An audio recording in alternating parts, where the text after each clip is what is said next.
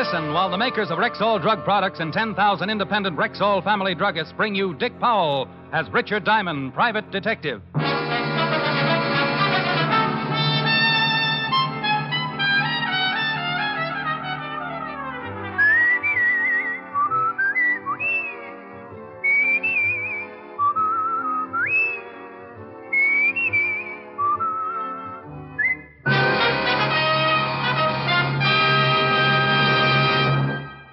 Good evening. This is Bill Foreman speaking to you for the 10,000 independent druggists who have made the word Rexall part of their own store names. They've done that because they recommend and sell the 2,000 or more drug products made by the Rexall Drug Company. This evening, we want to call your particular attention to Rexall's exciting two-page ad in this coming week's issues of Life, Look, Collier's, the Saturday Evening Post, and in the current issue of Farm Journal. One page is devoted to 10 great new health aids, developed and perfected in Rexall's world-famous laboratories, and now available at Rexall drugstores everywhere.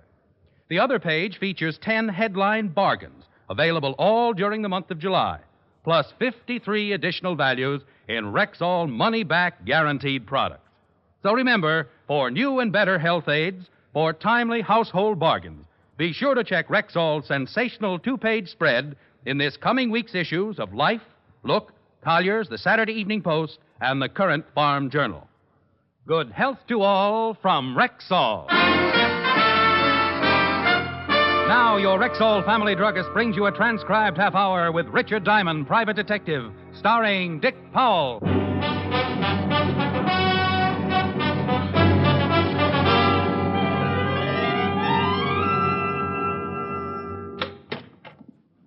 Mr. Diamond? That's right. Come in. My name is Hayden, Gustav Hayden. How do you do, Mr. Hayden? Won't you have a seat? Oh, yeah. Thank you. What can I do for you? I would like for you to protect me for the next 2 days. Protect you from what? Well, maybe I should start at the beginning. By trade, I am a gun maker. Before I was fortunate to come to this country, I worked in German. Do you mind if I smoke? Go right ahead. He pulled out a very old hand-carved pipe and stuffed it into a worn leather pouch. He was a little man, a few inches over 5 feet. I guessed his age to be somewhere in the 60s. He talked of his home in Germany before Hitler had moved in with stormtroopers. He told me about his wife and how she had died in a prison camp because she was anti-Nazi. They allowed me to work because I was making a very advanced rifle, and Adolf could use such a rifle. But when they took my wife, I destroyed my blueprints and was myself interned in another prison camp. They tried to beat my secret out of me. I lived, somehow. Then the war was over. Your pipe's gone out. Oh, so it is. I hope I'm not boring you, Mr. Diamond. Well, not at all, no. I have a sister, Anna. I sent her to America before the trouble came. She's a widow and has one son. Perhaps you have heard of her son, Mr. Diamond, William Ehrlich? No, I can't say that I have. Well, you will. He's a lawyer. Someday he will be a very big lawyer. You said you wanted me to protect you, Mr. Hayden. Yeah. My sister, with the help of William, arranged for me to come to the United States. I was quite ill when I arrived, and they sent me to their summer cabin in the Catskills. I soon was better and took great pleasure in this place, so they have allowed me to stay at the cabin and make it my home. See. Willie even made for me a complete workshop at my disposal, and in the last 2 years, I've occupied myself with my old trade. Making guns? Yeah. I have finally produced my new rifle, Mr. Diamond, and someone has tried to steal it. Well, if somebody's trying to steal it, you should go to the FBI or the police. I think of that, Mr. Diamond, but it would involve my sister and her son. I'm not sure how good this rifle is until after I test it, and I don't wish to have my family involved unless the rifle is a good one. Have you any idea who might have tried to steal it? No. How long do you want protection? Only for 2 days while I test the gun, and then I want somebody to go with me to the right people, so I may show the rifle to them. Well, I charge $100 a day in expenses, Mr. Hayden. I have no money, only what Billy gives to me each month for living costs, but if you will take a chance with me, Mr. Diamond, that the rifle is a success, I will see you are well rewarded. And if the government doesn't want the rifle? Then, like myself, I'll have lost such your time and effort. Where's the rifle now? In my shop in the Catskills. Well, if somebody's already tried to steal it, aren't you taking a big chance? Oh, that's a caretaker, sir. My nephew hired him when I moved in. Where was the caretaker when the attempt was made to steal the rifle? We were both asleep. I heard a noise in the shop and went out to see. Albert, that's the caretaker, heard it also. We both got to the shop about the same time. Whoever it was, we must have frightened him away, but someone had been there. The window was open, and much of my equipment had been moved. All right, Mr. Hyden, I'll gamble with you. Oh, thank you, Mr. Diamond, thank you. I'm going to see my sister now, but I will meet you at the ticket window 11, Grand Central Station, at 8 o'clock.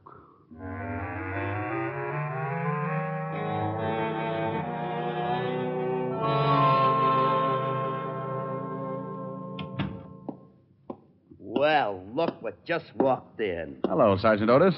You're looking exceptionally well this afternoon. Had a haircut, didn't you? Yeah, how's it look? Doesn't it confuse you, Barber, working on two heads at once? Oh. No. Hello, Walt. Well, good afternoon, Mr. Diamond. I want you to do me a favor, Fatty. Rick, I've thought of everything. There's no way I can get rid of Otis and make it look like suicide. Then do me another favor. All right. Check on a man named Gustav Hayden, German citizen. Been in this country for a couple of years. What's it all about? Ooh, confidential. Like to tell you, but I can't. Okay, I'll see what I can find out for you. Thanks.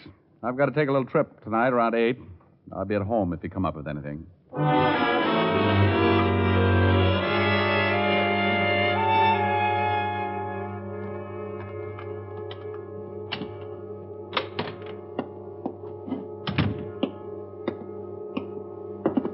Hey, what the...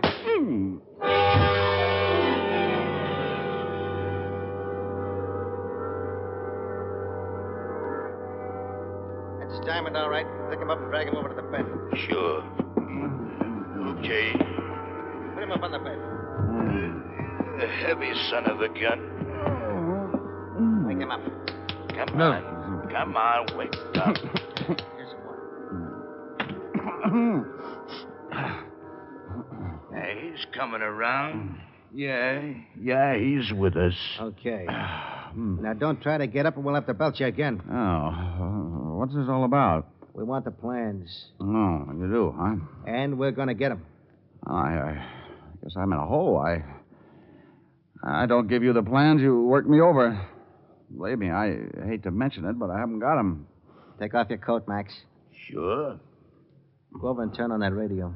Right. Now, look, I told you Yeah, that... I know. You don't have the plans. I don't even know what you're talking about. And remember, friends, there's a federal excise tax to pay on all television. Get some music. So buy now and... Turn it up. Okay, come here. You want me to take over? Yeah. I'll keep the gun on him. Oh, why, you jerk. Lie down. Go on. Work on his ribs. Okay. Right. You better tell us. Oh, you knuckleheads. I can't tell you if I don't know. Oh, he's sure stubborn. Hold it. Not a noise out of you, Diamond. Blue eyes, come on, open up. Who is it, Diamond? It's my brother-in-law. Come on, Diamond, get out of the sack. I got something for If you. you don't want him to get hurt, get rid of him. But he's got something for me. Well, get it and tell him to beat it. Go on over to the door, but don't let him in. I'll be right behind you. Okay. Well, it's about time. Say, what's with you? Look, I thought you... Walt, tell Marge and the kids I can't come over. I'm busy. What? Look... And about the fur coat, tell her I couldn't get it for under $4.18. Huh? $4.18, and I don't want to get stuck with it. Oh. Yeah, sure. I'll tell her. You said you had something for me? It'll keep. I'll give it to you when you got more time. Sorry, but you know how it is. Business. Sure. Tell Marge I'm sorry. I couldn't come over. I'll tell her. See you soon. Hey, Yeah. What kind of a coat you buy for $418? Beaver. A beaver? Well, I could have gotten it for you for half. forget it. Over on the bed, Diamond. Now, look, I swear I don't know about plans or anything else. We got a lot of time. Maybe after a little while you'll remember. Move. All right. Now, let's see. Where was I? Oh, yeah. Come on, Diamond. The plans the little guy gave you. Sorry, I wish I could help. We know the guy came to your office an hour ago. If he didn't give you the plans, he told you where they are. I had one customer in the office today. Yeah, and what did he want? Max, Look. It wasn't anything about plans. what was it? Again, Max.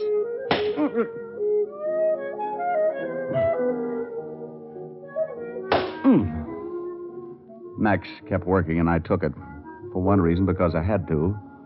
For another, I knew Walt had gotten a 418 tip. In police code, that meant a slugging. It was sooner than I expected. I looked over at the open window at the back of the room, and there was Walt, looking in from the fire escape. Come on, Diamond. I'm getting tired. And I feel rested, huh? Okay. Drop the gun. Huh? Look out! Rick. Okay. Here. Get this guy off me, Walt. Yeah. Oh, thanks. Well, this one's had it. You got both of them. This one tried, and the other went for his. They're both dead. Oh, turn off that radio, will you? Okay. Why were they working you over? Well, they wanted something I didn't have. Something they thought my client gave me this afternoon. Gustav Hayden? Yeah. You find out anything about him? Well, nothing incriminating. Got a whole background on him here. I'll read it on the way down to Grand Central. Hayden didn't want the law in on this, but with 2 men dead, as far as I'm concerned, that puts it right in your lap.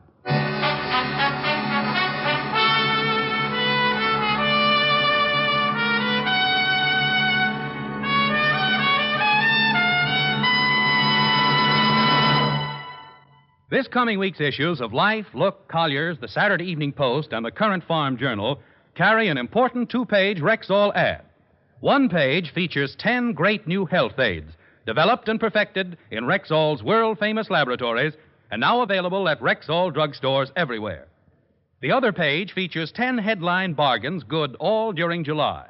Here are just a couple of examples. Rexall 5X multivitamins, the tablets that are 5 times stronger than the established daily requirement of all vitamins with known minimums. Special introductory offer, 10-day trial size, a regular $1.79 value, free of extra cost, with the purchase of the regular bottle of 50. Stag Brushless Shave Cream, regular 50-cent jumbo tube, now only 25 cents, exactly half price. So remember, for new and finer health aids, for bigger and better bargains, be sure to check Rexall's sensational 2-page ad in this coming week's issues of Life, Look, Collier's, the Saturday Evening Post, and the Current Farm Journal. And now back to tonight's adventure with Richard Diamond, Private Detective, starring Dick Powell.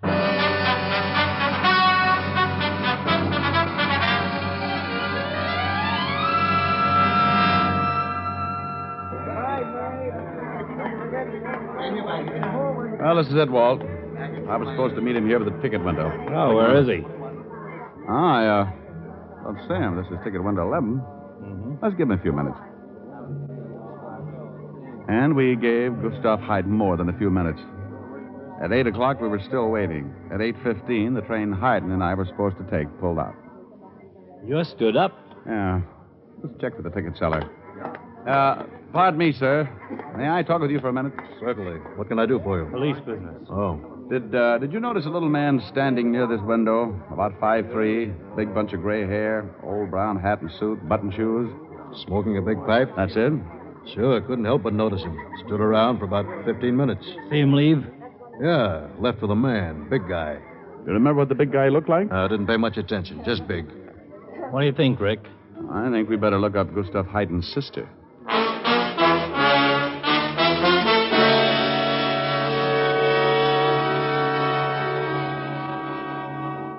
But what is this all about, Lieutenant?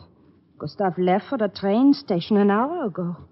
he was going back to the mountains. Now, it's nothing to be alarmed about, Mrs. Ehrlich. He just didn't take the train. Are you certain? We checked. But I still don't understand. Mr. Diamond, what is your interest in my brother? Well, he retained me this morning to protect him. To protect him? Protect him from what?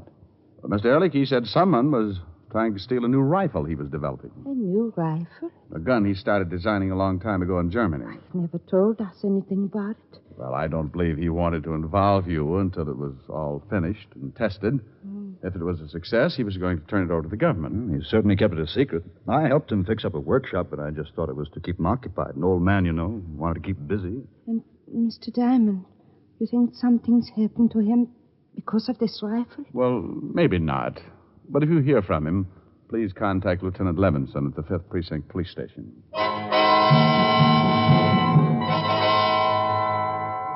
Anna Ehrlich gave us the location of the mountain cabin where Hayden was living, and we left.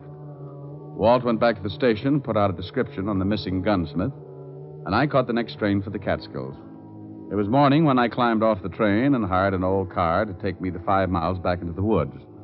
20 minutes of bumpy road, and I arrived at the cabin to be met by the caretaker. Thanks, driver.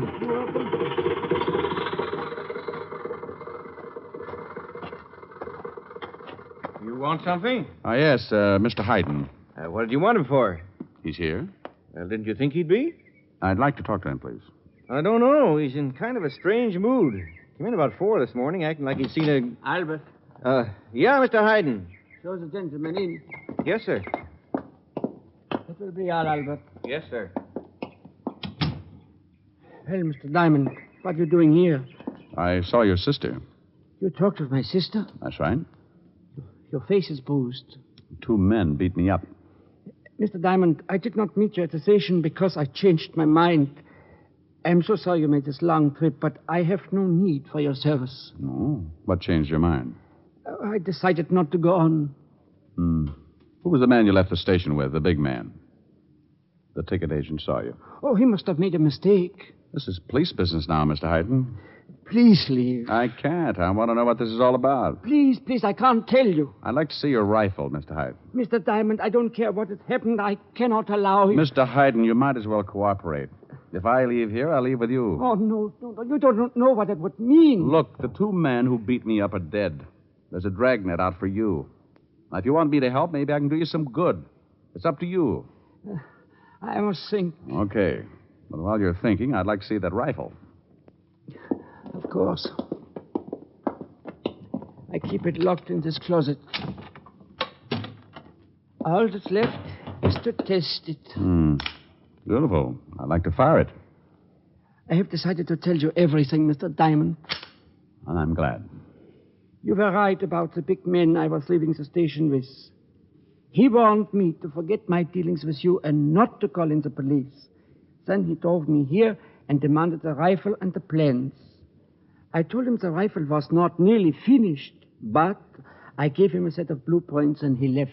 Then they've got the plans? They have some plans. I expected something like this, and I drew up several sets of blueprints that will be no good to anyone. But I don't know what to do now. My sister and her son are in danger. The first thing we've got to do is get a hold of Lieutenant Levinson and tell him I found you. He'll give your family an armed guard if necessary. But we don't know who these men are, who they're working for.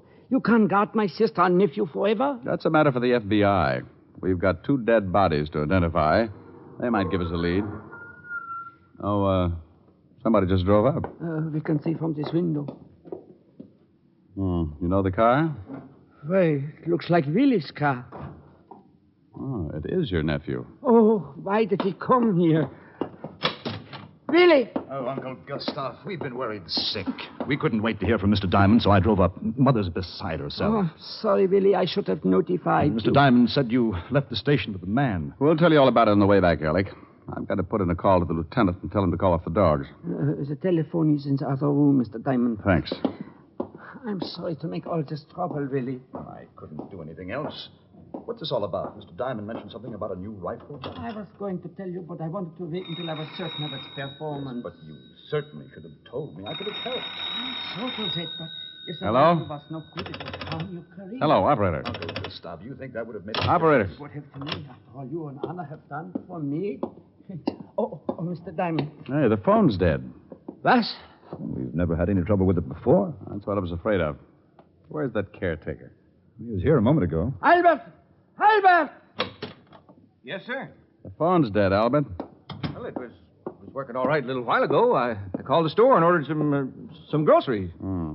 Come on, you're going to show us those phone lines.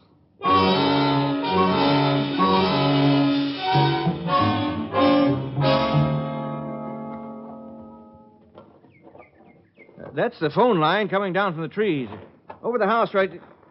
Well, what do you know? Yeah, the line's been cut. What? That's right, Mr. Hayden. Mr. Diamond. Now, just take it easy. Mr. Ehrlich, we're all going to pile in your car and get out of here. Wait. Don't you see what this can mean? My sister's alone back in New York. You can't reach the police to give us the necessary protection. Well, we certainly can't stay here. We must. I can't take a chance on my sister's life. I will give them the rifle and the plans. Oh, don't be ridiculous. If you give it to them, you don't think they're going to let you live, or for that matter, let any one of us get out of here alive. I'm an old man. It doesn't matter. Sorry. We're all getting into that car. No, Mr. Diamond. I cannot. Wait a minute, Diamond. In a way, he's right. My mother's life is important also. I can appreciate that, Mr. Ehrlich, but we're only presuming she might be in danger. We know that your uncle is, and that rifle's too important. I won't leave. Well, I'm afraid you'll have to, and I wouldn't like to use force. Now, come on. All of you get in that car. Wait just a minute, Mr. Diamond. No one's leaving this cabin. Look, Ehrlich. You look. Really? You don't have to use a gun. I'm afraid I do, Uncle. But you can't. Shut up and get over there with Mr. Diamond. Really? Shut up, you old fool. Get over there. You better do as he says. But I don't understand. It's not too hard to figure out. Albert, Yeah? go and get that rifle. Well, now, wait a minute. Go and get the rifle. Look, I'm the man you've been expecting. You? Of course. Do you think I would have hired you as caretaker unless I knew you were working with us? Now go bring that rifle. Yes, sir. Really? You are behind all this? Oh, now, don't be so naive, Uncle. I've been with the party for years. The party? Certainly. You didn't think we were a bunch of thugs, did you? There's a difference? That's all right, Diamond. Enjoy yourself. You don't have too long. I simply can't believe it. And Anna? Mother knows nothing about it. She couldn't understand. And Albert telling everything I did. That's how they kept such close tabs on you, Mr. Hayden. They tried to get the gun first by stealing it. When you came to my office, they thought you'd given me the plans and sent two of their strong arms to beat it out of me. That didn't pay off, so they had you picked up at the station. You gave the big man the wrong plans, and up came your sweet little nephew. But why didn't Albert just steal it? He could have many times. He'd have been the first one suspected. Quite shrewd, Mr. Diamond. Oh, yeah, I'm a dilly. You played it pretty cozy, too, Ehrlich.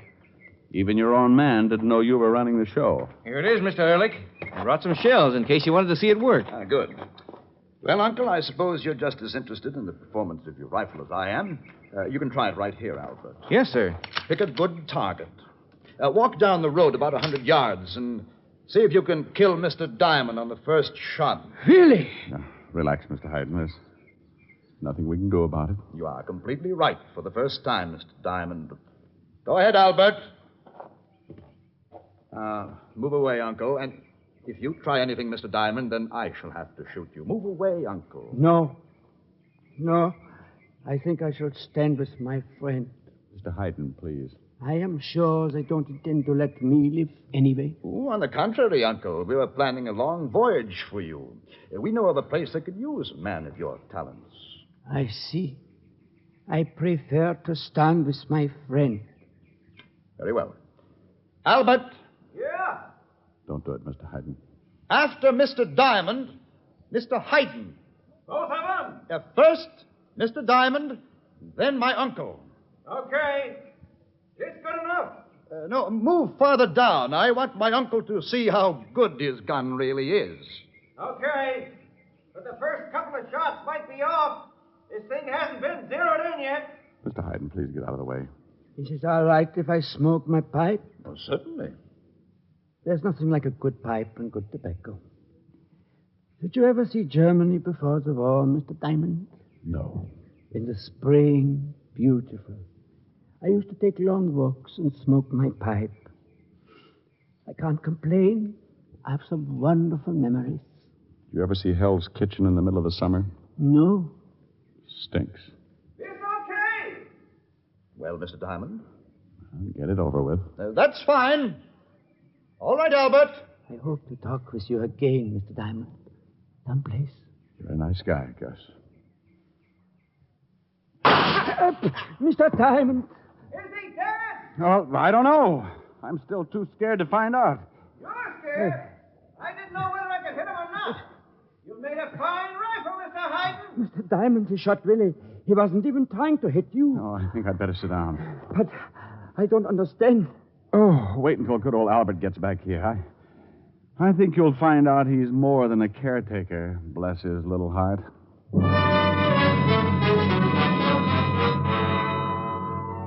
And good old Albert was a little more than a caretaker. His real name was Baxter, special agent for the FBI, working for the past 6 years as undercover man inside Ehrlich's organization. The last time I saw Gus, the government had accepted his rifle. He was smiling and smoking his old pipe. We talked for a long time, just like he had hoped we would.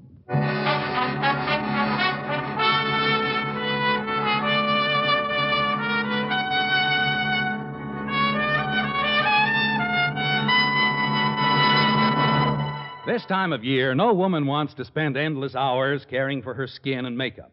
Since you want the finest beauty care in the least time and with no nonsense about it, why not try the new Ann Delafield Cosmetics? Designed expressly for the busy modern woman, they give you the most for your cosmetic dollar and save time as well. There are no endless bottles and jars, no endless creams for different corners of your face and neck. Just one fine cream, the Ann Delafield All-Purpose Deep Cream. A day cream, cleansing cream, night cream. All creams in one. There are vitamins, too, for true beauty from within, and other lovely makeup aids tailor-made for you. Look for the fine Ann Delafield Cosmetics at Rexall drugstores everywhere. Good health to all from Rexall.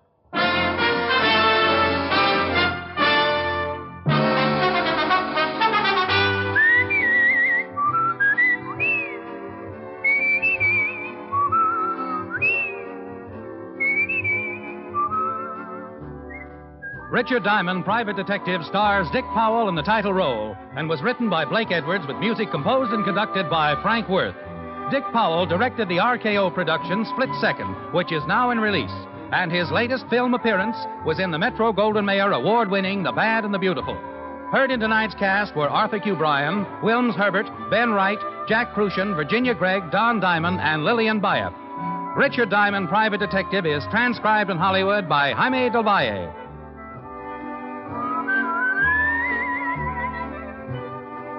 This is Bill Foreman inviting you to be with us next Sunday at this time when Rexall Drug Products again bring you Dick Powell as Richard Diamond, Private Detective.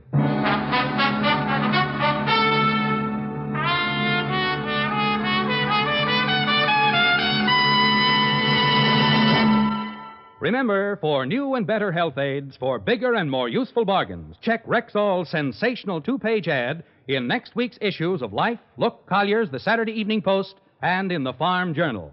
You can know better health. You can save money.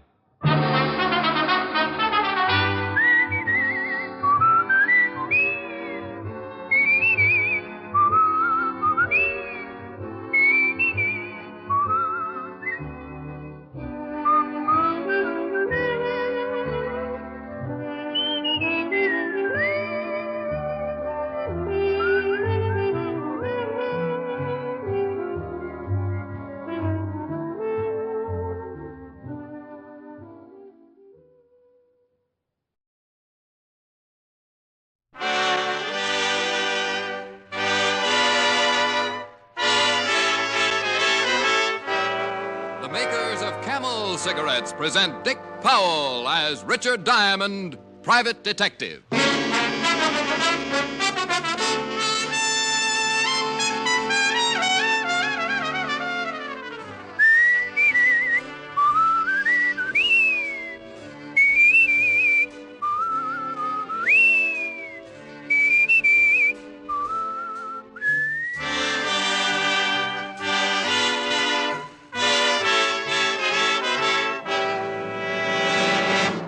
more people smoke Camels than any other cigarette. Make your own Camel 30-day test, the one sensible, thorough cigarette test.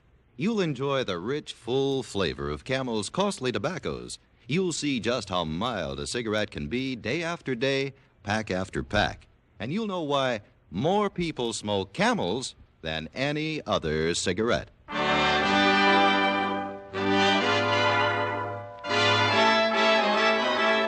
Here transcribed is Richard Diamond, Private Detective, starring Dick Powell.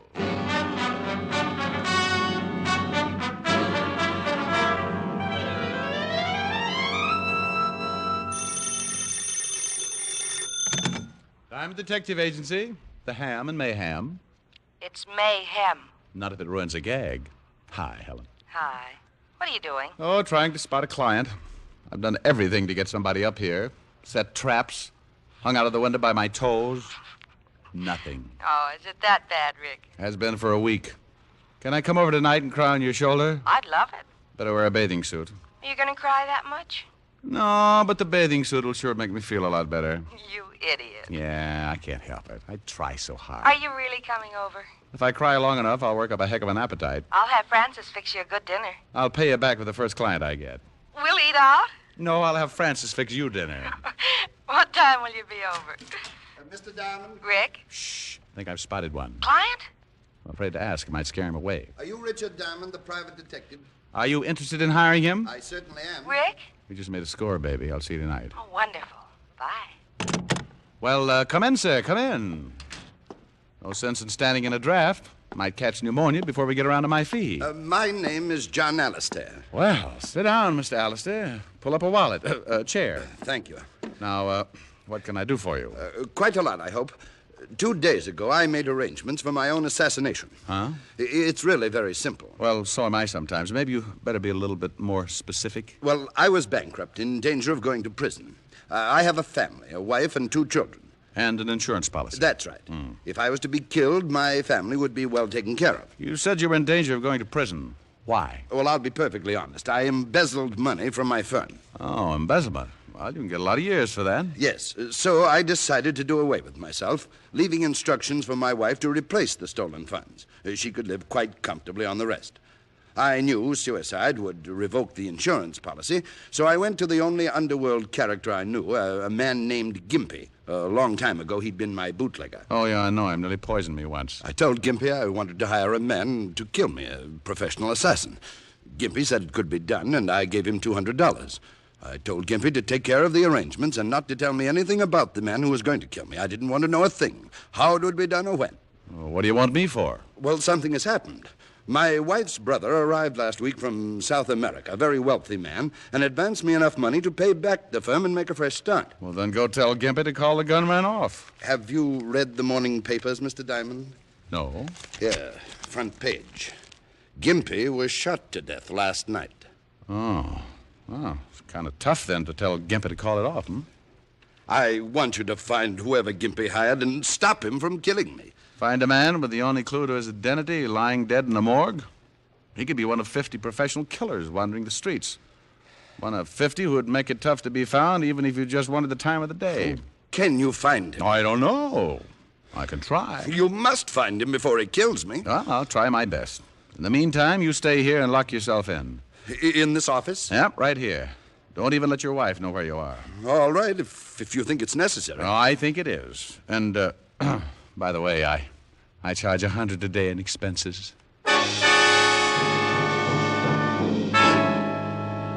I guess his brother-in-law had given him enough money for a high-priced private detective because he handed me $100 and agreed to lock my door and not answer it for anyone but me.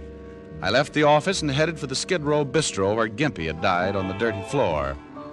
It was called the Black and Red, and the bartender was wearing an apron that looked like he'd been making hash on it.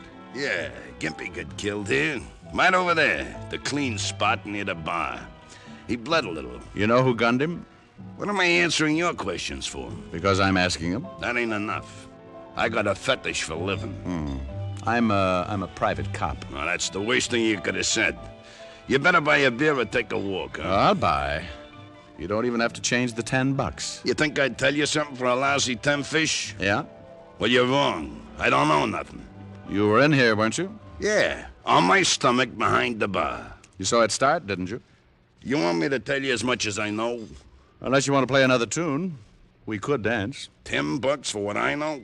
You don't think it's worth it, huh? Nah, but I seen the 10 and it made me greedy. Okay, here. Live a little. Thanks. Well, Gimpy was standing over there drinking a beer. These two guys come in, and one of them walks up to him. What did they look like? Two guys, big guys, hats, coats with their collars turned up, the whole bit. Looked like just what they was. This one guy started arguing with Gimpy about some money. You hear the conversation? Yeah, something about wanting all the 200.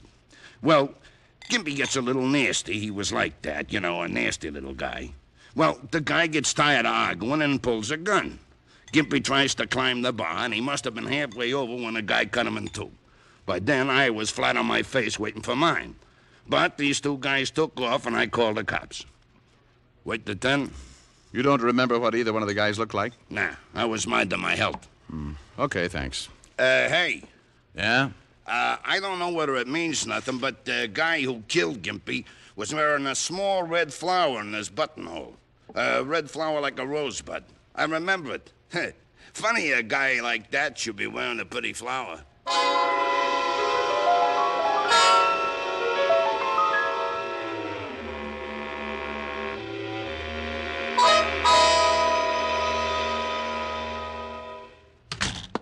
Oh, what do you want? Why, Sergeant Otis, you've been taking your ugly pills again. Can't you ever do anything without the department's help? I thought you were supposed to be a big, smart private detective. Well, we all make mistakes. I thought you were supposed to be a gorilla. Oh, you did, huh? Yeah, but gorillas get bigger. Oh. Hello, Walt. Hello, Rick. What can I do for you? I got a little problem.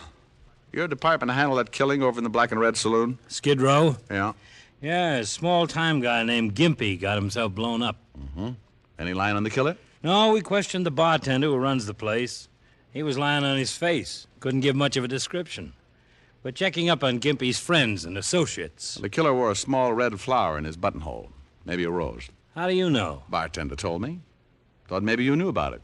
Well, he didn't tell me. What are you interested in Gimpy for? He contacted the killer. I've got to find the killer, and I don't know who he is. You think maybe this guy with the flower is your boy? Well, he might be. Bartender said he was arguing with Gimpy about $200. Well, no, he didn't tell me that either. Just said they were arguing. You should have slipped him $10. What do you have to find him for? Client. You got a client who wants you to find a killer? Yeah, and that's all I'm going to tell you. Now, give me what you got on Gimpy and his friends. I don't know why I should. Oh, stop pouting, fatty. I can't tell you anymore. Besides, if I find this killer, you solve the Gimpy killing, don't you? Well, yeah. Well, then let's have it. Okay. Gimpy didn't have many friends. The only sure one we've come up with is a woman named Belle DeCanto. Runs a small dancing school. Have you talked to her? Yeah, but she knows less than the bartender. Here's the address. Walt gave me Belle DeCanto's address, and I went over. It was an old two-story building on the east side with a rickety flight of stairs leading up to the dance studio. Belle DeCanto was sitting at the piano. I stood there smoking a Camel, watched one of her young pupils perform a pretty sloppy set of turns. All right, Jeannie, that was fine. Over to the bar. Okay. Hey. Huh? Oh, somebody. Oh, what can I do for you? I want to talk to you, Belle. $20 for 10 lessons. I just want to talk. Why don't you take the lessons, mister? Gives you grace and balance. I'd look a little silly in tights, dear. Go do your exercises, Jeannie. Okay, but I still think you'd look great in tights, mister. We could do Swan Lake and things. I bet we could. Talk him into it, Belle. He's real cute. What do you want to talk about? Gimpy. You a cop? Private cop. I entertained the whole 5th precinct all morning. I'm looking for the guy who killed Gimpy. I told the cops all I know. I don't know who killed Gimpy. Back straight, honey. Okay. I can't help you, mister. You know a man who wears a red flower in his buttonhole? Huh? Do you know a man who wears a red... I'm busy, mister. I got a lesson. Look, Belle. I don't know nothing. Now beat it. Maybe if I bought a course of lessons. I'm full out. Now get out of here. I told you to keep your back straight. Okay, I'm keeping it. Belle. You going to get out of here, or do I call the law? Oh, Belle. What you throwing him out for? You shut up and keep your back straight. Listen, I'm paying good money around here. Get out now, mister. Okay. What you climbing on me for, huh? So what are you yelling? You get up there and do your better or I'll bust this cane over your skull. You'll do what? I told your old lady I'd teach you how to dance, and I will if I have to cripple you trying. You don't yell at me like that. Bye, you lovely people. Bye, honey. You don't yell at me. I paid my money. Who do you think you are? Who? Get up on that bar! Drop dead!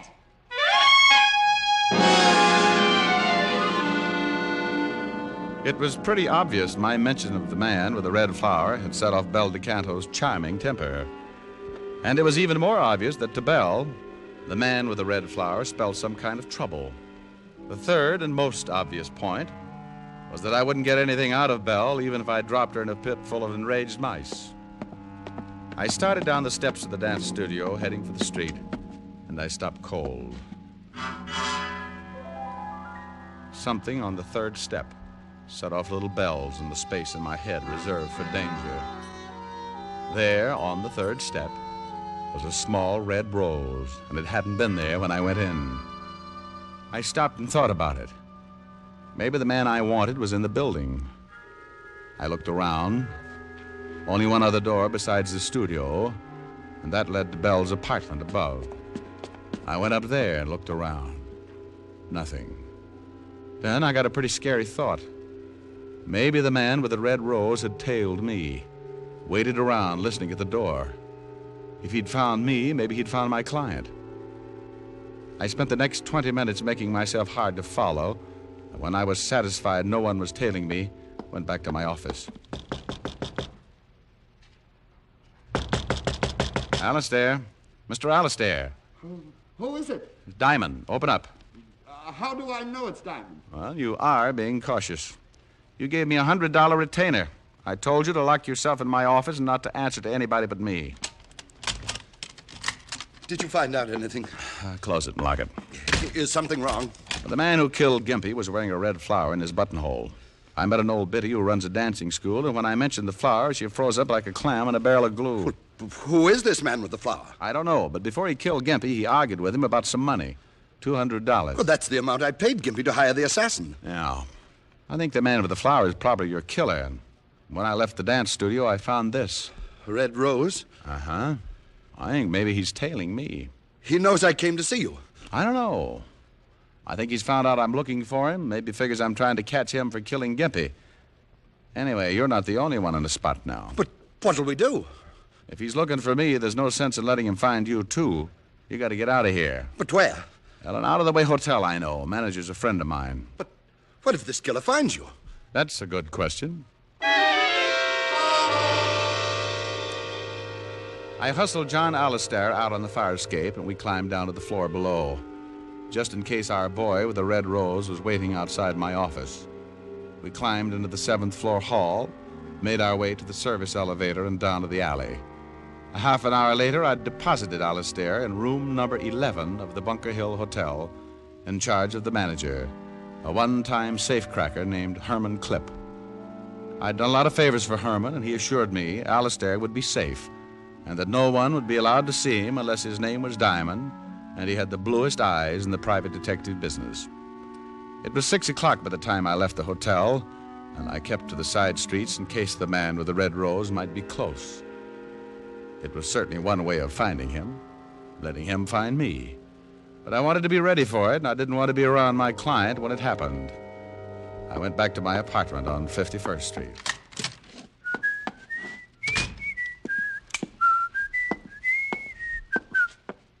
Hello, chum. I've been waiting for you. Oh, that's nice. Lonesome? For a while. You had that nice big gun to keep you company. Sure. You forgot to wear your rose. You got the wrong boy, Diamond. Drago's busy. Drago? Name won't do you any good. I'm going to kill you. Drago's the boy with the red rose? Turn on the radio. You were the guy with him in the bar when he killed Gimpy. That's right. Turn on the radio. Okay. Look, tell Drago he doesn't have to kill John Alistair. Alistair says to call it off. The radio. Oh, sure. Will you tell him? See, I tell him. But I don't think it's going to do any good. You see, he knows Alistair talked to you. We know you've been trying to find him. And we don't want anybody who can pin Gimpy's killing on us. I didn't tell Alistair anything. Sure. Where you got him hidden out, huh? We find out. Drago shouldn't have knocked off Gimpy like that, but he gets excited. Like running out of the bar before he knocked off the bartender. If we had knocked off the bartender right then, he couldn't have told you nothing. What about the bartender? He's in the river. Turn the radio up. I turned the radio up slowly, my mind working triple time. The guy behind me wanted the music to cover the noise, like a funeral march with a one-gun salute. I heard him get up behind me. All right, turn around. It had to be quick. I turned and gave him the radio right in the face.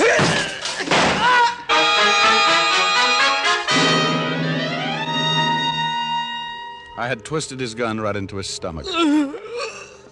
He looked up at me like a kid who was going to bust out crying because somebody had dumped over his blocks. Then he slid down on his face and died without a sound. I put in a fast call to Walt, told him to check his files for a killer named Drago. I told him what had happened and about the bartender who was probably floating on the river. Then I took off for Bel DeCanto's dance studio.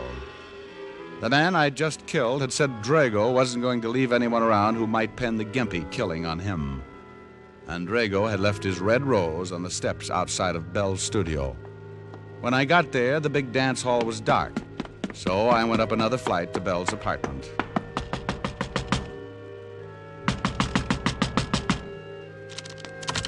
Well, here goes.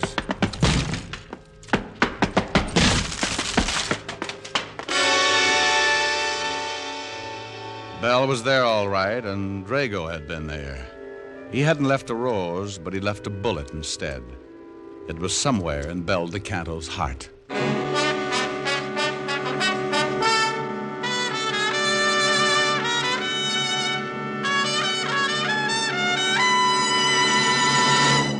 Before we continue with Richard Diamond, here is an important question. How mild can a cigarette be? One puff won't tell you. One sniff won't tell you. It takes day in, day out smoking to find out how well a cigarette agrees with your throat. Only Camels offer you this day in, day out smoking proof. In a coast-to-coast test of hundreds of people who smoked only Camels for 30 days, noted throat specialists reported not one single case of throat irritation due to smoking Camels. Make your own Camel 30-day test, the one sensible, thorough cigarette test.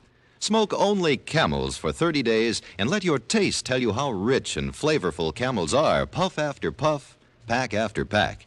Let your throat tell you how mild Camels are, how well Camels get along with your throat as a steady smoke. You'll see why people say, once a Camel smoker, always a Camel smoker.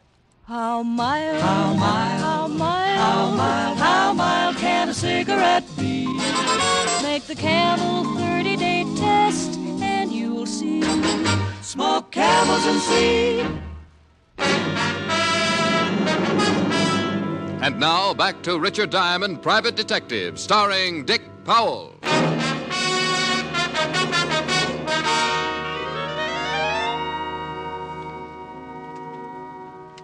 Well, here's all the information, Rick. The only man we got on file named Drago is a well-known hood named Tommy Drago. 7 arrests, 2 convictions, assault and armed robbery. Can you find him all? Well, I put out an APB. Maybe we'll pick him up. You find the bartender?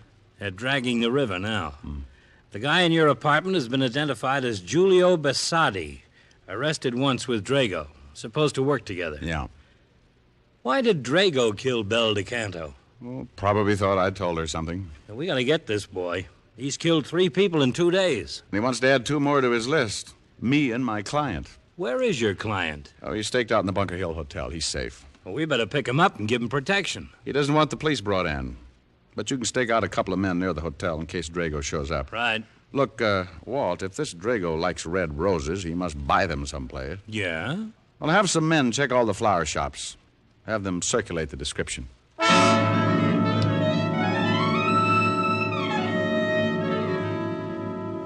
For the rest of the day and into the evening, the entire precinct turned out to look for Drago. Each man had a photograph, and they toured every flower store in the city, showing the photograph and asking questions.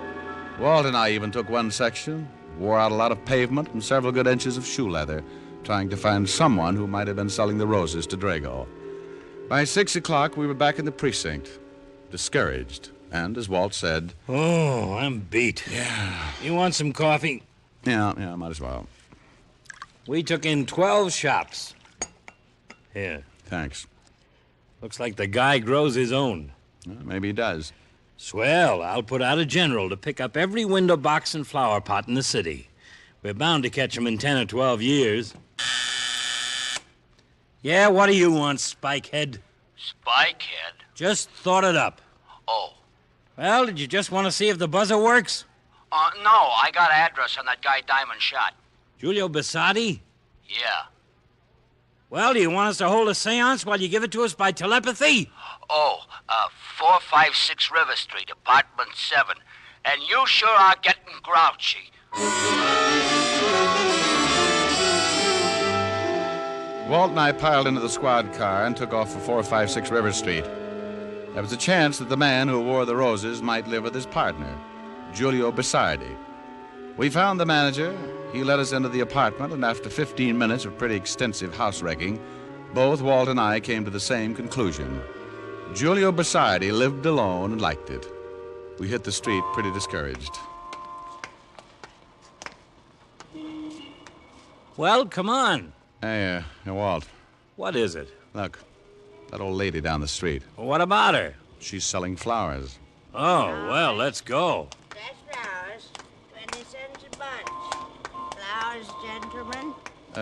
Do you have some red roses? Yes.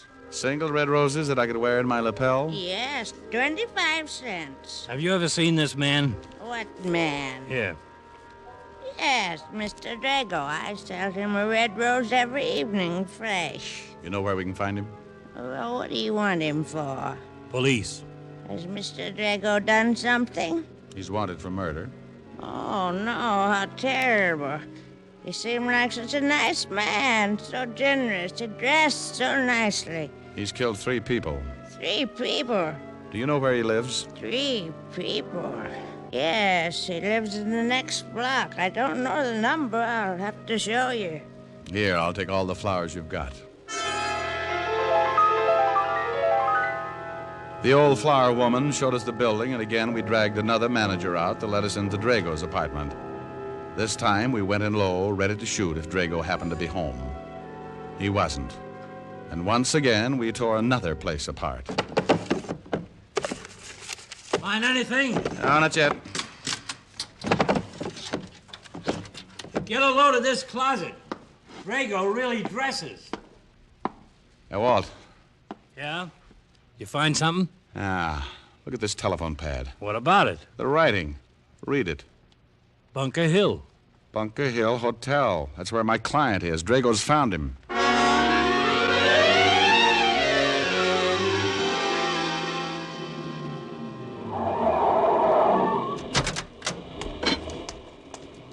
Walt, go check for the men you got staked out and see if they spotted Drago going in. I'll go in and see if my client's all right. Right.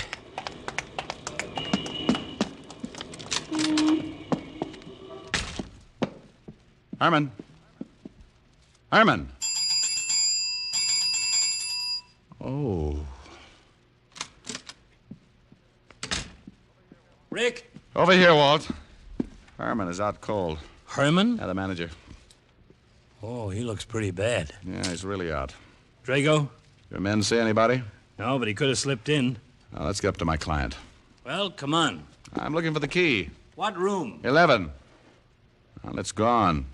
I had my client locked in. Come on. 2nd floor.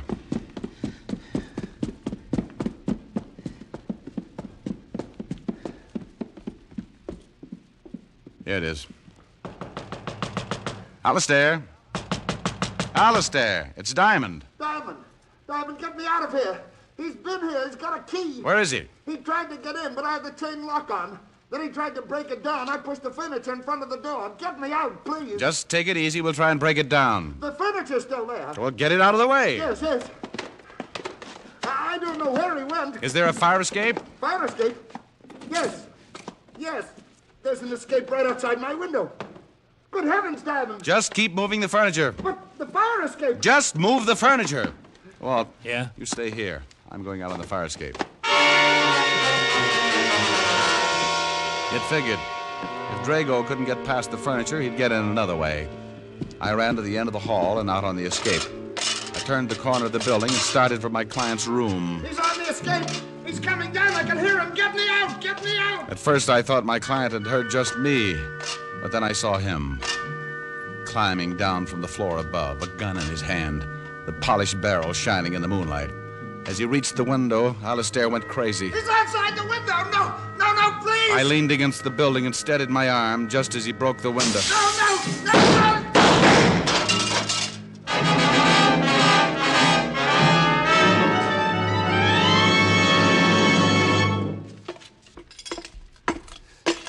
You killed him. You killed him. You killed him. Yeah. Funny. What was done? Shot him right through his red rose.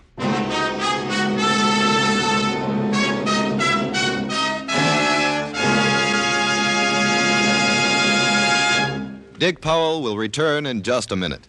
Across the nation, doctors in every branch of medicine have been asked this question. What cigarette do you smoke, Doctor? Again, the brand named most was Camel.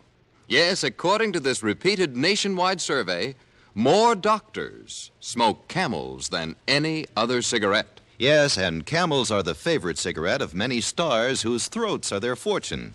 Risa Stevens, Mario Lanza, Martha Tilton are a few of the singing stars who choose Camels for mildness. How mild, how mild, how mild, how mild, how mild can a cigarette be? Make the Camel 30-day test and you'll see. Smoke Camels and see. Here's Dick Powell with a special message. Thank you. Ladies and gentlemen, this week we add a new name to the list of recipients of gift camels for hospitalized servicemen and veterans. It's the Military Air Transport Service, United States Air Force, which evacuates virtually all overseas wounded servicemen. Camels are also on the way to veterans' hospitals, Lake City, Florida, and Nashville, Tennessee. U.S. Naval Hospital ship Haven. Now, until next week, enjoy Camels. I always do.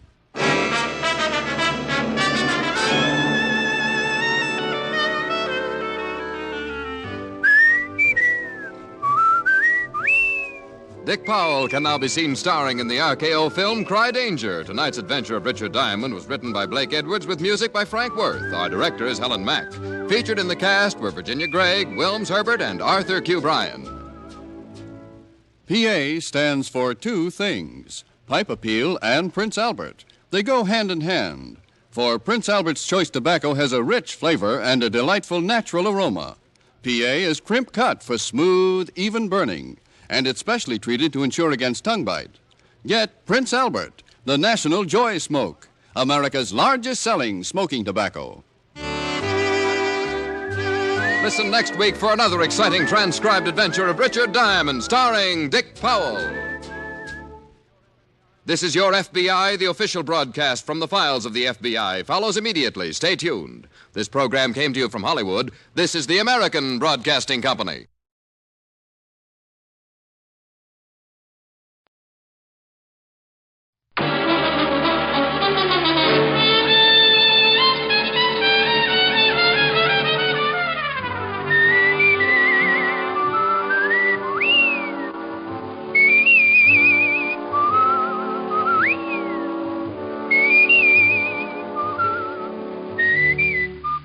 Here's Dick Powell as Richard Diamond, private detective.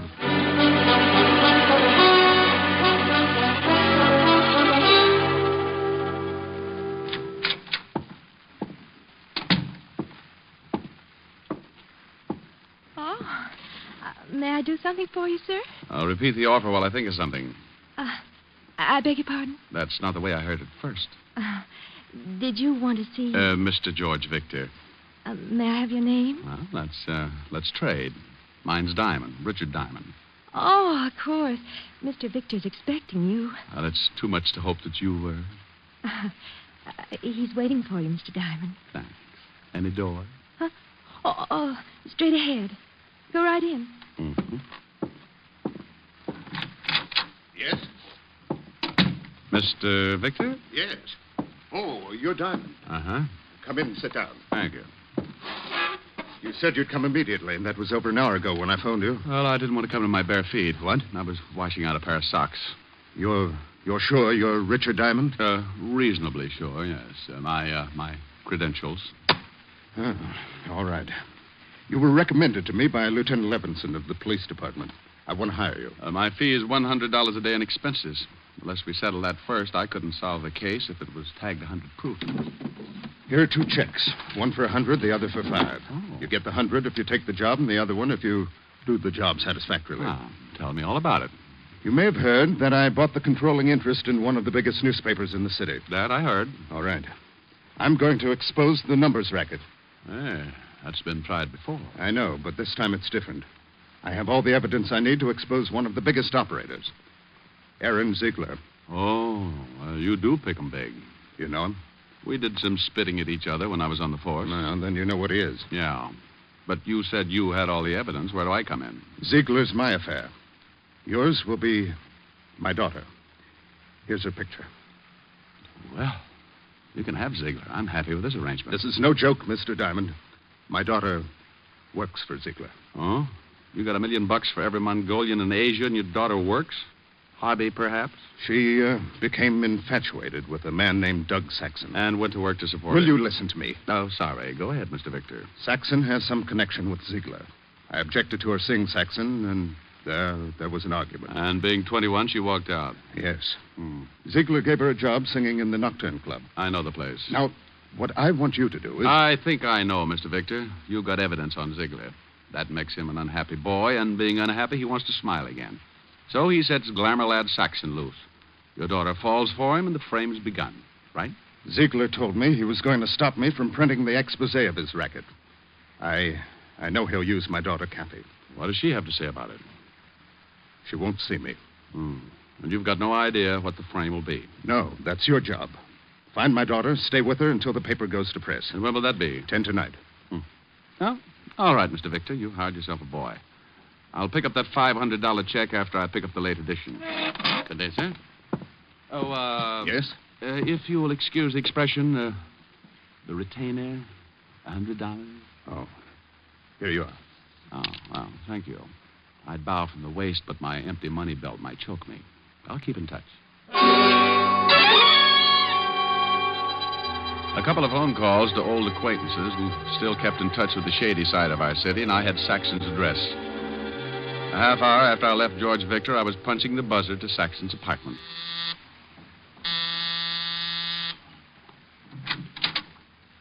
Good afternoon, Mr. Saxton. Who are you? What do you want? I'm Mother Hubbard, and I've come to look at your cupboard. Ask me in. What's the idea? Who... This won't take long, Mr. Saxton. Listen, you... I was just going to ask you to listen. But since you asked first, go ahead and give me something to listen to. Did Ziegler send you? Well, maybe. Maybe not. It's a nice place here.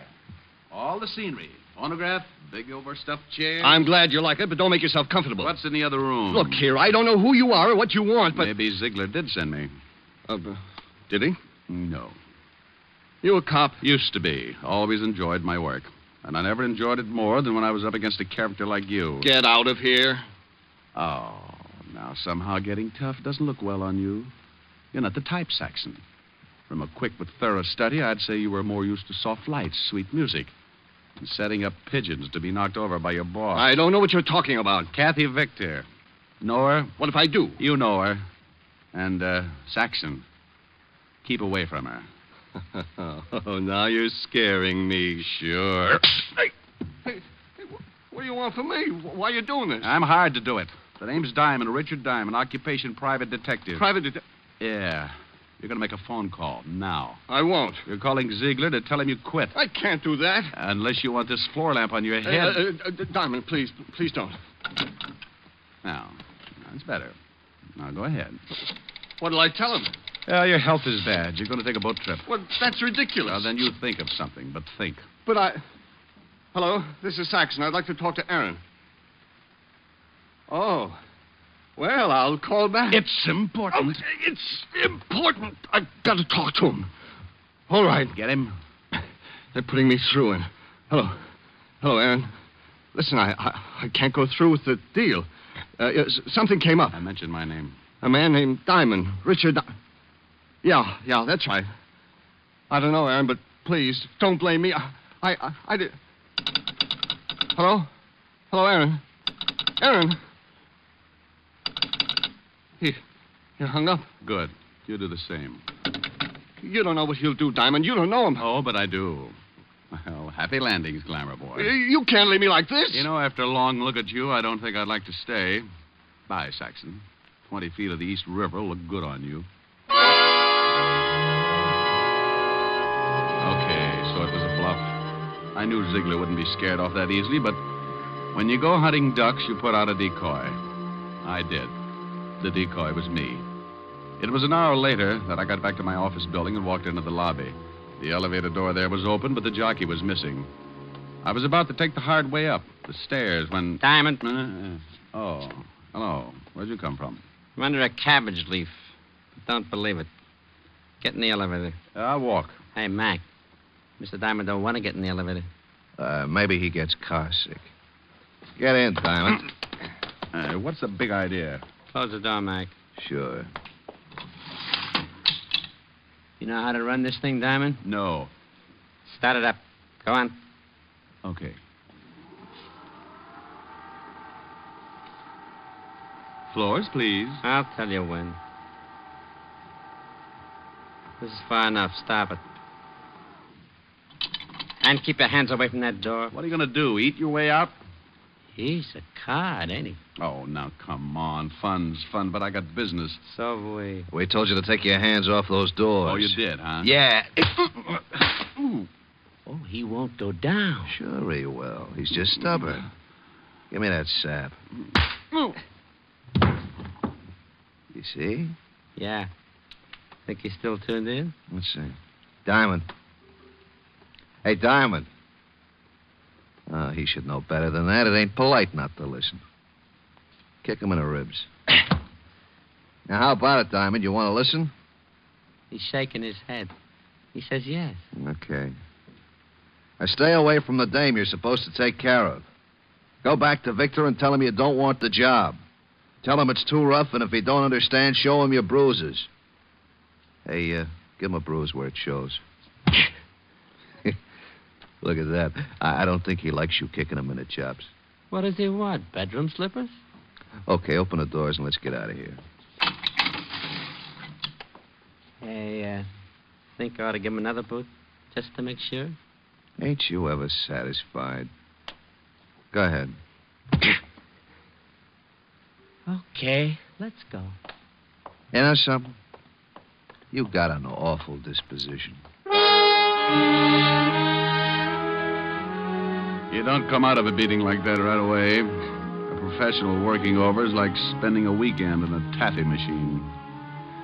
I reached out and tried to touch things, but it was like trying to paint the inside of a balloon with a hammer. I was numb, and when the little jabs of feeling started pinching my cheeks, I found out that I was warm and sticky. Finally, I pulled myself up, stood there for a minute, decided my legs weren't macaroni, and went to the washroom to clean up. Then I headed for the Nocturne Club. It was too early for customers, but there was a bartender and a girl with blonde hair playing the piano. We ain't open yet, Mac. Oh, you ain't? Well, give me a bib. I may cry all over the place. You look awful. Truck hit you or something? I was blowing a tuba in a high wind. Yeah? Yeah. Screwed me 8 feet into the ground. Ain't that terrible? Yeah, ain't it? Hey, who's the dame with the fingers? Oh, Eddie Taines here. Name's Victor, Kathy Victor. Got a swell set of pipes. If you're looking for a job, we don't need no tuba players. Look, here's for a drink, and here's something for you because you ain't open yet. Fix me something that'll turn me all one color. Sure. Will it be black or blue? Anything that goes with my tie. Bring it to the piano. I thought you wanted it. Oh, I'll laugh later. I thought it was pretty good.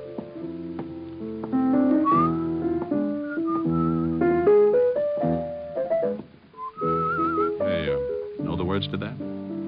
Yeah. Time in my hands.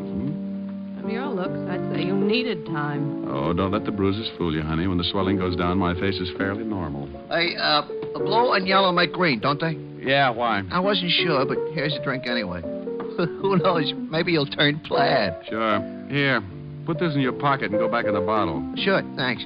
Yell when you want another one. Hey. What's the matter? Why'd you stop? I need a drink, too. You get the jumps early, huh? I work late.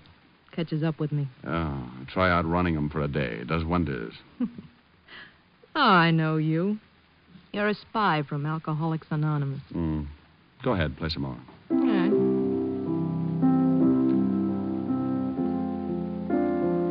Kathy. Your father sent me. What? Remember him? Why don't you leave now? Before we're really acquainted? I don't know who you are or what you want, but if my father sent you, I'm not buying. Okay, so you're having a good time now, but there's always the next morning. Thought of that? I don't need anyone to take care of me. Miss Victor, I'm not trying to take care of you. I'm doing a job. Maybe you don't know this, but you're being measured for a patsy. And your father's going to fit the same frame Saxon and Ziegler are working up for you. You're crazy. But I like you, so I'll forgive you. Now, cut it out. I thought you wanted me to play. Look, you're spoiled. You had a mouthful of silver spoons and a handful of gold pieces for building blocks when you were a kid. But you're not a kid anymore. You're playing with bad boys. Maybe that's the way I like them. What do I have to say to make you realize, young lady? What, Diamond? Doug. Oh, well, Mr. Saxon. I thought you weren't going to be around here anymore. I changed my mind. You're changed, too, since I last saw you. Well, only my looks. They'll heal. But tomorrow, you'll still be a greasy little gigolo. You can't talk that way to me. Oh, shut up. Well, never mind. Mr. Ziegler would like to see you. He saw you come in. And where is Mr. Ziegler? In his office, right back that way. Okay. I haven't seen Ziegler for a long time. Maybe he wants me to set his broken arm. His arm's all right. Well, stick around. You may find out you're a chronic liar. Keep playing, baby. I'll be right back. Like I said, I knew my bluff with Saxon wouldn't work, but I had what I wanted. A look in on Ziegler. And maybe a hint on what the frame was going to be. I walked to and into his office. Well, Diamond. Hello, Ziegler. Oh, what happened to your face? Oh, got it caught in an elevator. Oh. What do you want with me? Diamond, here's $1,000. Go out and have fun tonight, huh?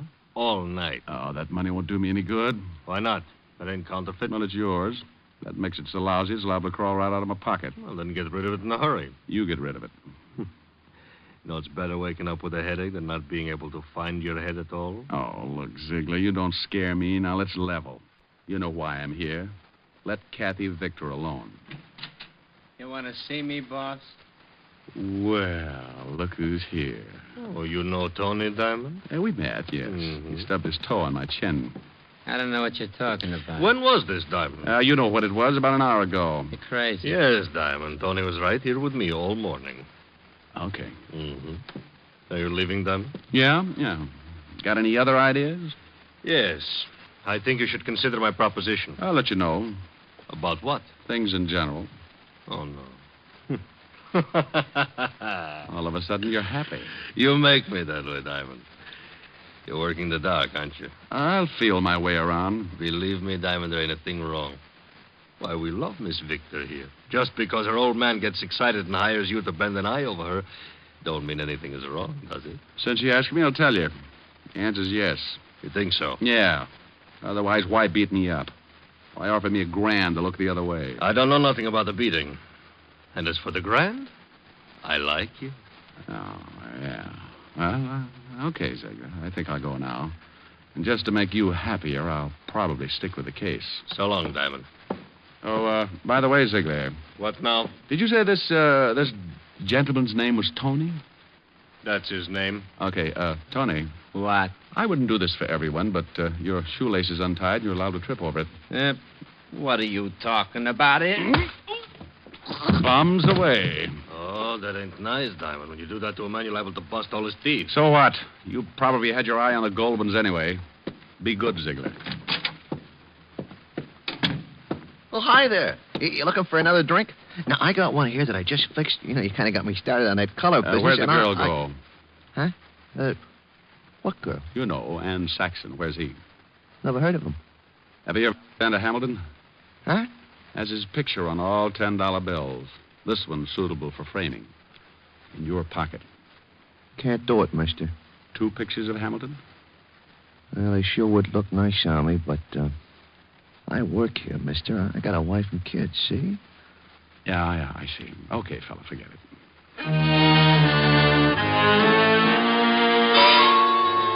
Well, I fell for the oldest gag in the world. Kept busy someplace else while Saxon walked out with the girl. Now I had to find her. But where? I had until 10 that night to stop a frame-up I didn't know anything about. But I played a hunch and headed for the 5th Precinct Police Station and Lieutenant Walt Levinson. I walked in on him. Diamond, oh, no. Hiya, Walt. No, please go home. Nothing good can come of this. Why, Walt, I'm surprised at you. Well, I'm not. You've got some horrible joke up your sleeve. I don't want any part of it. I can only stay a few minutes. I want to know about a guy named Saxon. Douglas Saxon? That's it. What's the matter? Can't you find things out for yourself? Right now, Lieutenant, I'm a citizen asking about a guy. Now, what have you got on Saxon, Walt? Not a thing. He was clean when we picked him up a couple of times. Why was he picked up? Why are you so interested in him? Oh, it goes with my business. Oh. And if I tell you? Well, I'll tell you something sometime. Now, come on, Walt, give. Okay. He was picked up on suspicion of handling narcotics. But that's a job for the Vice Squad. Why is he so dear to you? He's working for Aaron Ziegler. This, Mr. Diamond, is not news. He'd be just the boy to work a frame for Aaron, wouldn't he? If it involved a gal, yeah. This does. How? Don't know. Yet. But, if she was picked up with narcotics on her, it'd be a nice frame, wouldn't it? What makes you think it would be a frame? This gal looks too healthy. Yeah, but you could be wrong. Why? Because for some stupid reason I like you, and I don't want to see you make a fool of yourself. Oh, why would I do that? For this dame. What dame? The one that Saxon's going to frame. Is he going to frame her? Of course he is. I better get her out of it. Certainly, that's just what I was saying. Bye, Walt. Rick. Yeah? Thanks. What for? For not dragging out that who's on first routine. I don't think my stomach could have stood it today. Oh, Walt, you're an idiot. Yeah. Be a good boy.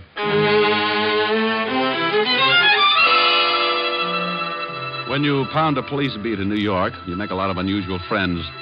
And if you ever get in plain clothes, those friends come in handy sometimes. I grabbed a cab in front of the precinct station and headed for Chinatown. Walt and I had known an old Chinese named Wu Li who'd been around a long time. He knew everyone and everything that went on in Chinatown. And if anyone knew where we could find Saxon, he did. Saxon. Is possible I do not know him. Oh, I think you do. Just so. He said this man Saxon deals in sweet dreams. However, is rumor not proved. Does he ever come to Chinatown? You like perhaps a cup of tea? I ask this as a favor, Wu Li. Enemies are made to do evil. Friends to ask favors. Sometimes is no difference. Will you tell me, Wu Li? You ask in name of friendship? I do. Very well. In Chinatown is establishment owned by a man named Fu Shen. Perhaps, I say perhaps, this man Saxon is there. He's been there before, hmm? My eyes are old, perhaps mistaken. Not your eyes. I shall give you address, then make call to Fu Shen. You will be allowed to enter his establishment. May you live 10,000 years. And may you live to mourn at my funeral. The old boy gave the address, and I left his shop. 5 minutes later, I walked through the back door of the old frame building, and Fu Shen bowed from the waist and led me upstairs to a private room that fronted a long hall. I noticed there were 3 other closed doors in the floor, aside from the big room downstairs. If Kathy Victor was in the building, she had to be in one of those rooms. I walked into my room, closed the door behind me. There was a bed in one corner and a chair near it. A low table was near the bed, and a dim light threw diagonal shadows like fingers across the walls. I waited until the proprietor had time to get downstairs, then I opened the door and looked out in the hall. It was empty, so I started throwing open doors. I had to be quick before I had a dozen hopped-up thugs on my back. The first was a cold turkey.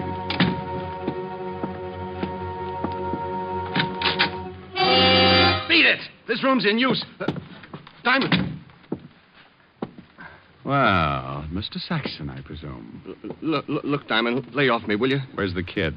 I don't know who you mean. You will. Oh, Diamond, my arm. You're hurting. So here's another twist for size. Ow. Now sing, Saxon, and loud. Look, you got it wrong. How wrong can I be? Okay, but it wasn't my idea. I can believe that. Ziegler thought it up. You pulled it off for a couple of grand. Listen, if I tell you, will you let me go? The girl's all you want. Let me go, will you? Where is she? In the next room. Walk ahead of me. And in case you get any ideas... Now walk ahead of me. Open the door. You got my arm. You got another one, but not for long if you try anything. Open it. There she is. Oh, out cold. She's all right, Just knocked out, huh? Let me go now, Diamond. Sure. So this was the game, huh? Bring her here, knock her out, plant narcotics on her, and then push her into the street to get picked up. Look, I showed you where she is. Now give me a break. You know, I was just thinking of that. How would you like it, in the arm or in the jaw? Oh! Crumb. Now, come on, Mr. Victor. Let's wake up now. Come on. Mr. Diamond, you got bad habits.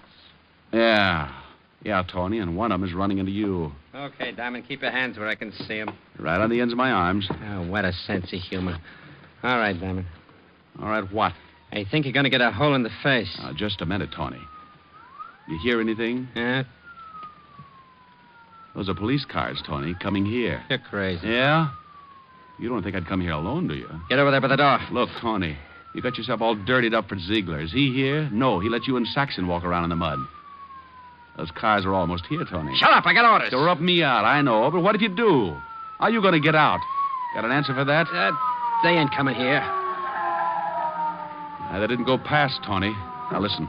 I got nothing against you. Make a break for it. Out the back door. All I want is the girl. Go on, fast, before it's too late. Yeah, I ain't going to take the rap from nobody. Diamond! Rick! Diamond, you in here? Diamond! Up here, Walt. Come on. You all right? Yeah, sure, but I sent a package, special delivery, out the back door. We've got that covered. Otis will sign for him. Okay, wonderful. And now... Hey, wait a minute. Huh? What are you doing here? Why'd you come? Why? My ulcers told me you were up to some stupid business. I knew when you left me you had some dizzy idea in your thick skull. I'm a cop, you know. I checked with Wu Lee, too. Hey, that the girl? Yeah. She'll be all right. Coming around okay. Uh-huh. Oh, and Saxon. Mm-hmm. Hey, what did you hit him with? Still out? Limp. Yeah, Walt, listen. If the papers get word of this kid's father will be ruined. If she's in the clear, you've got my word. No one will hear about it. Well, I know she's in the clear, but I can't leave her here. I got a job to do. I was hired. Oh, you want to take her, huh? Yeah, I think she'd like to go home. Okay, I'll take your word she's all right. Now, beat it fast before the narcotics boys get here. Thanks, Walt. Come on, baby. Snap out of it. Come on. Get her out of here before we're all booked for obstructing justice. I'm going. Hey, Walt. Yeah? How are you going to explain knocking over this joint before the vice squad? Why, didn't you know I got a reported homicide here? I'll let you know what happens. Where'll you be? Oh, silly boy. Where else but Helen's? Now, come on, Cassie, baby. On your feet. On your feet. Walt. Now what? I love you. I'll marry you later. Now take off. Oh, my stomach.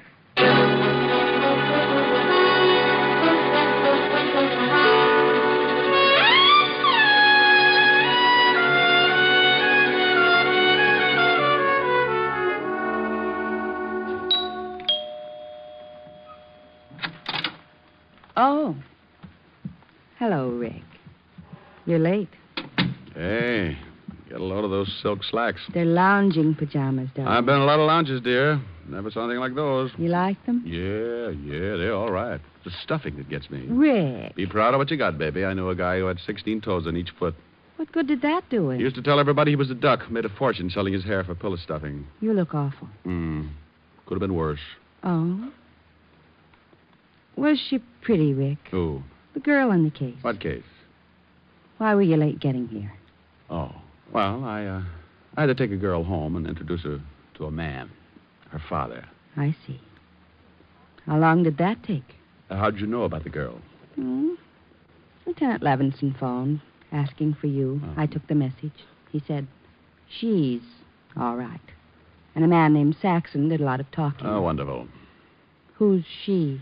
And who's Saxon? Oh, read all about it in the papers, dear. Is she blonde or brunette? Both. Blonde with a brunette disposition. Got the piano tune. Huh? Is she as pretty as I am? Oh, honey, nobody is. Oh, well, nothing to do until the office opens again tomorrow. Time on my hands. You in my arms. Nothing but love in view. And then if you fall once and for all, I'll see my dreams come true. Moments to spare for someone you care for. One love affair, just the two. With time on my hands and you in my arms and love in my heart, all for you.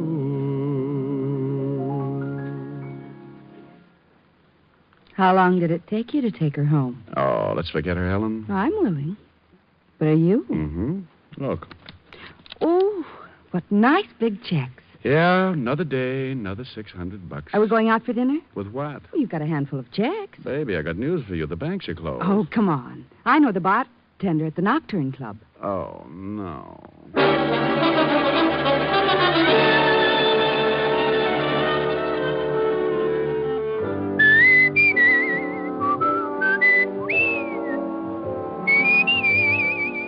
You have just heard Richard Diamond, Private Detective, starring Dick Powell, with Virginia Gregg as Helen and Ed Begley as Lieutenant Walt Levinson. Also in the cast were Wilms Herbert, Larry Dobkin, Gene Bates, Stanley Waxman, Paul DeBob, and Hy Averback. Music was under the direction of Frank Worth. Richard Diamond is written by Blake Edwards and directed by Russell Hughes. Dick Powell currently may be seen in the motion picture version of the best-selling novel, Mrs. Mike. This is Eddie King inviting you to be with us next Sunday at this same time when we will again bring you Dick Powell as Richard Diamond, Private Detective.